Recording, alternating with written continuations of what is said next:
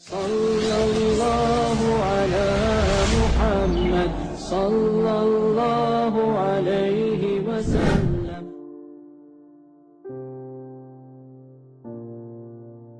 Pada awal perjalanan dakwah Islam, Rasulullah memulai misi besarnya dengan penuh kehati-hatian.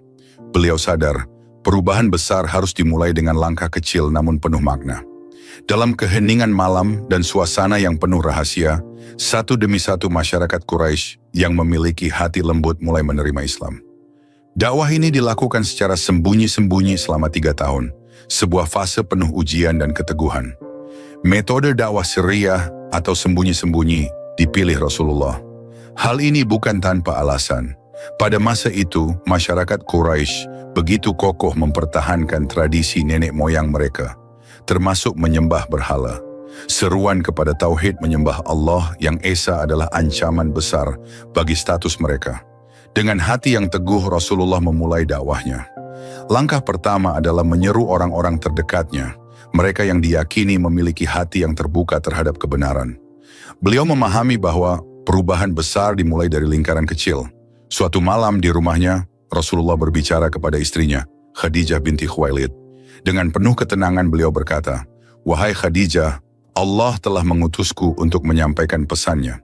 Aku telah diperintahkan untuk menyeru manusia kepadanya agar mereka hanya menyembah Allah yang esa." Mendengar kata-kata itu, Khadijah menatap suaminya dengan penuh cinta dan keyakinan. "Wahai suamiku, aku bersaksi bahwa engkau adalah utusan Allah. Aku percaya kepadamu dan aku akan selalu mendukungmu." Khadijah adalah orang pertama yang memeluk Islam.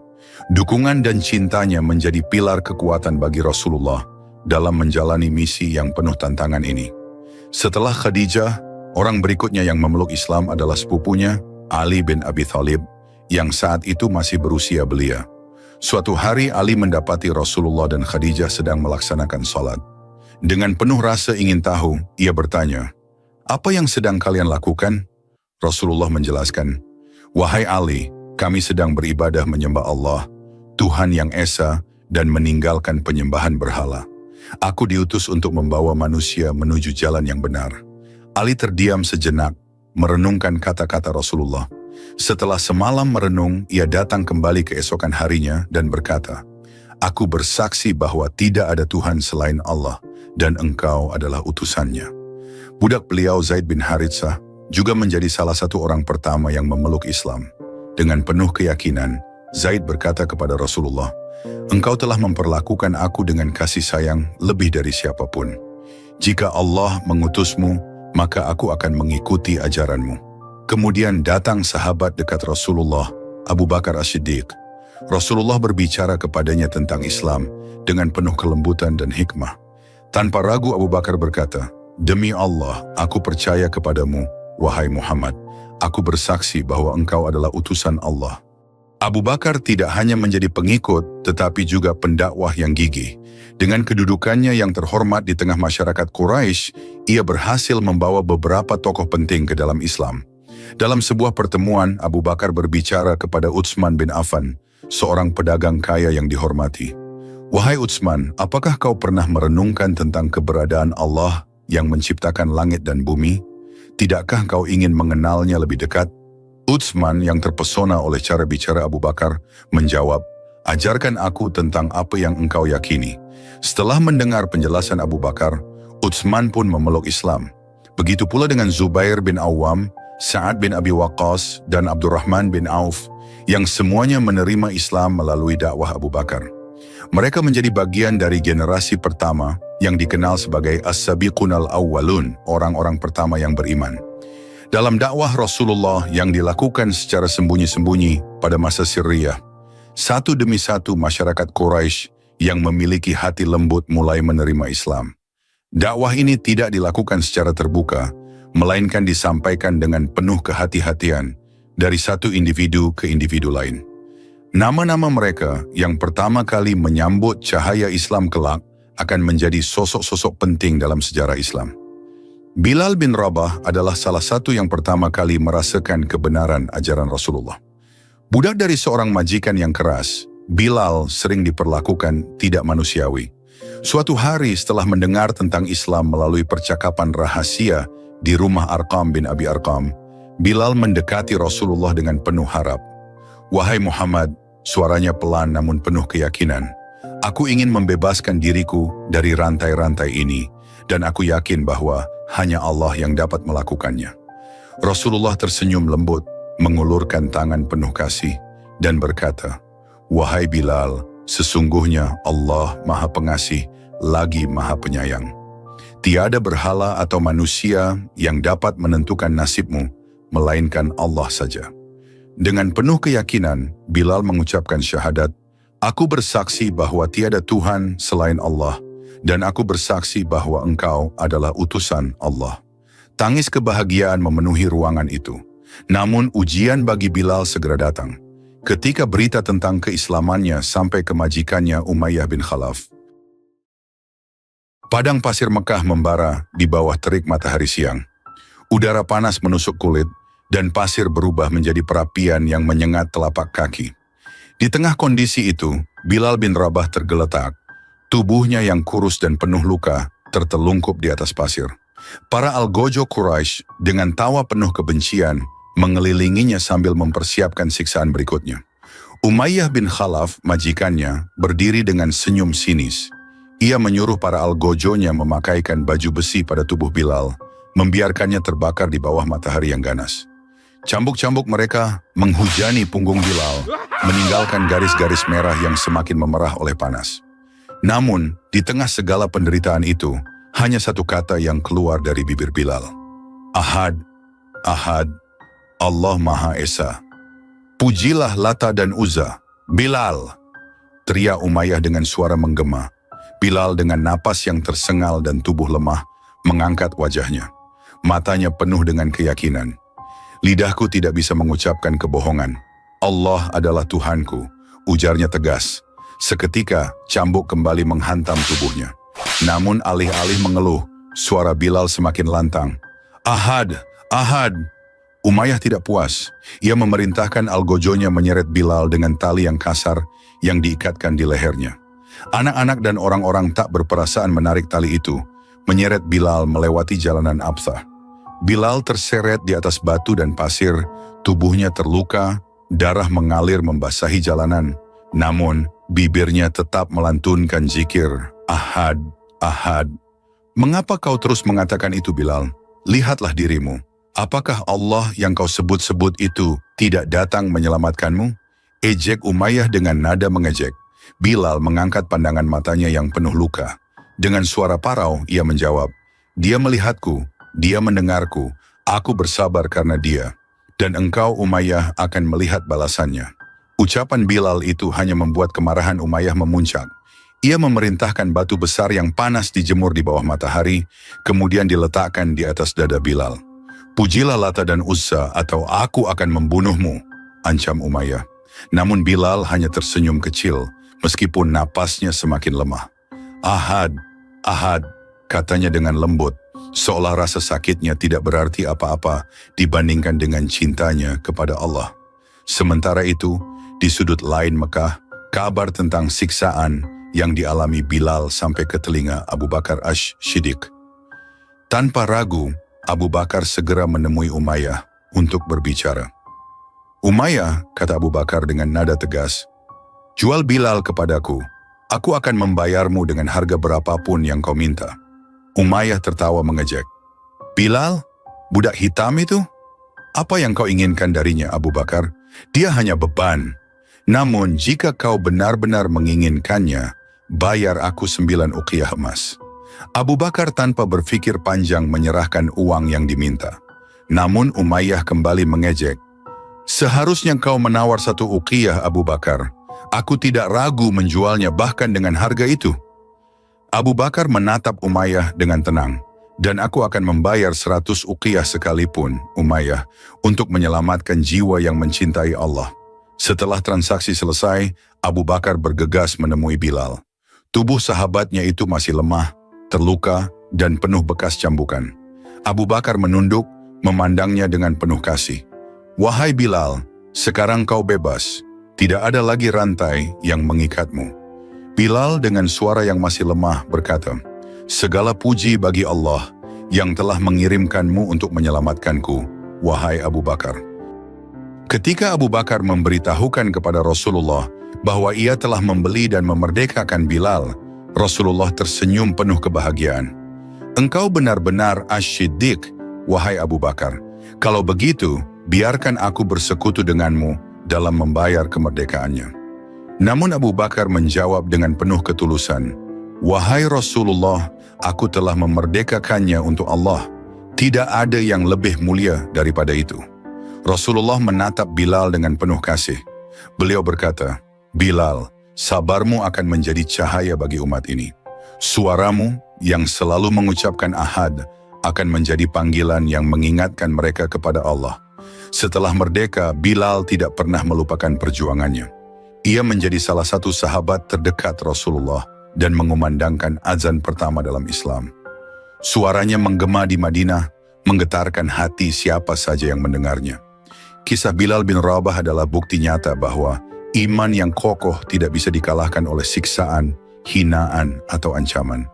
Allah memuliakan mereka yang bersabar seperti firman-Nya. Sesungguhnya Allah beserta orang-orang yang sabar.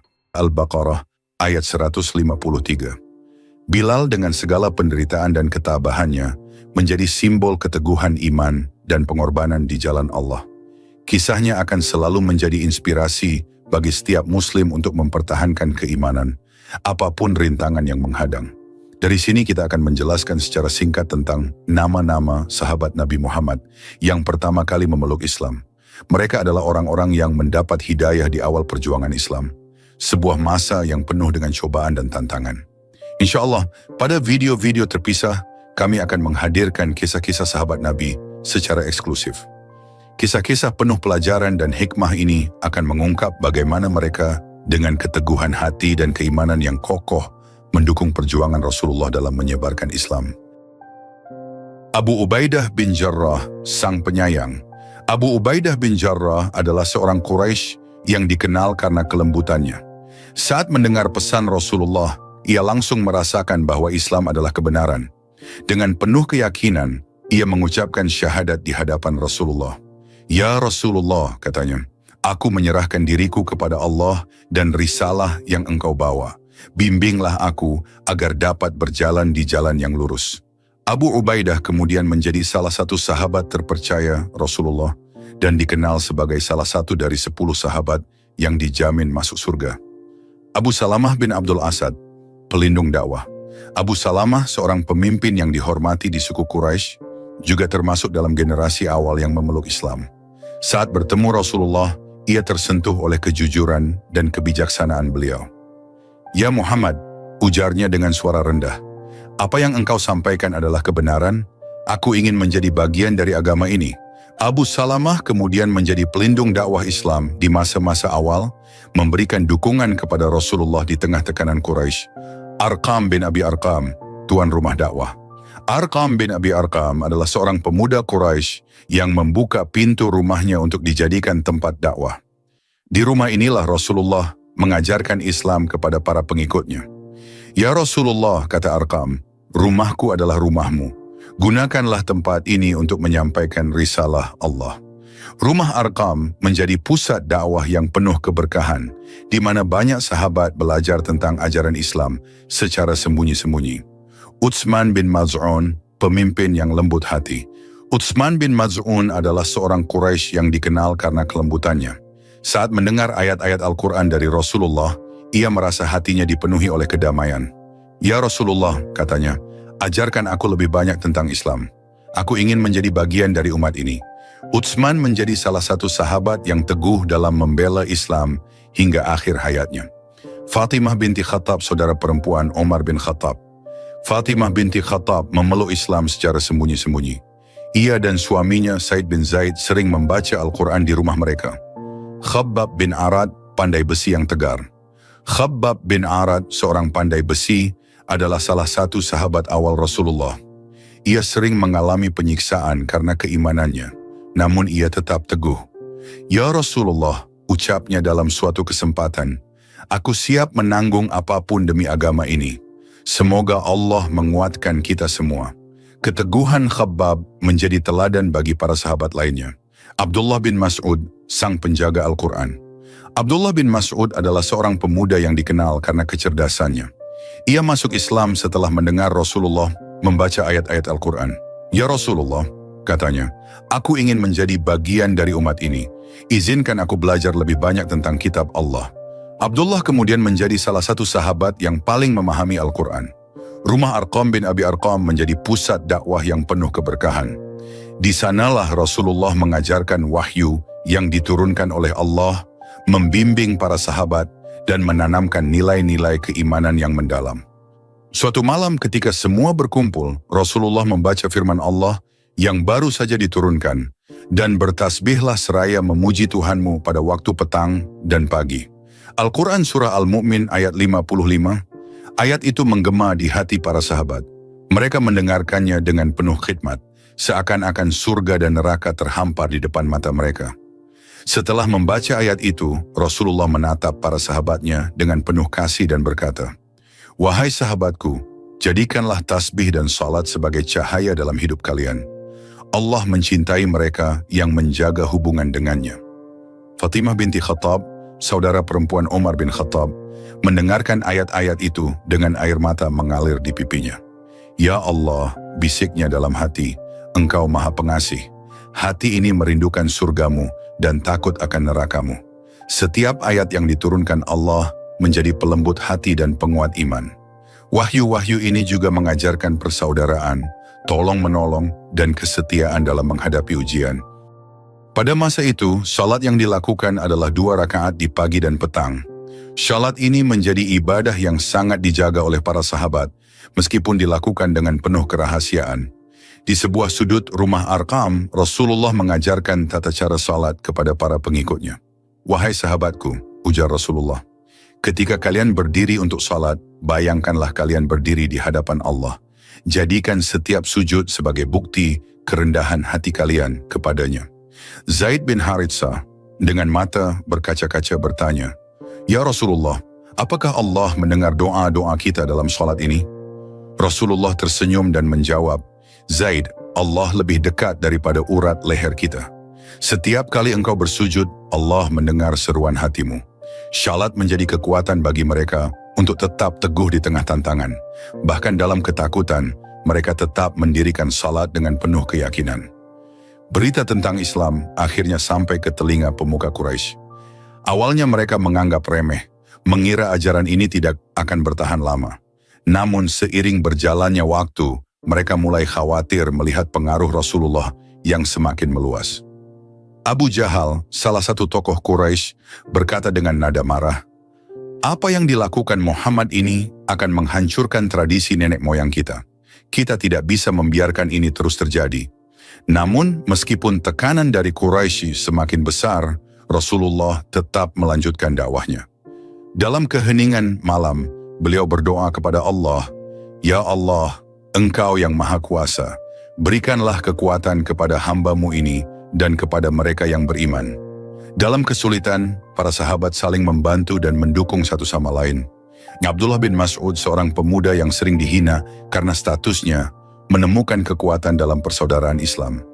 Suatu hari ketika Abdullah merasa lemah, Abu Bakar datang menenangkannya.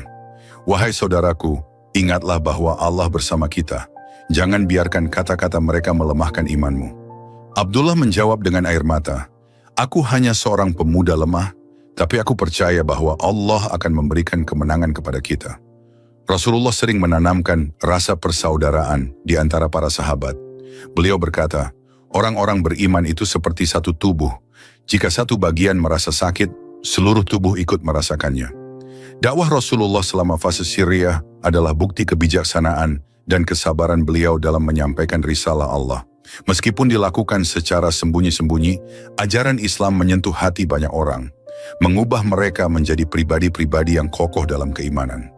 Firman Allah dalam Al-Quran Surah An-Nur ayat 35, menggambarkan cahaya Islam yang mulai menyinari hati umat manusia. Allah pemberi cahaya kepada langit dan bumi. Perumpamaan cahayanya seperti sebuah lubang yang tidak tembus, yang di dalamnya ada pelita besar. Al-Quran Surah An-Nur ayat 35. Cahaya Islam yang dimulai dari rumah Arqam bin Abi Arqam terus menyebar, membawa harapan dan kebangkitan di tengah kegelapan. Dakwah ini adalah langkah awal menuju perubahan besar bagi umat manusia. Sallallahu ala Muhammad sallallahu alaihi wasallam.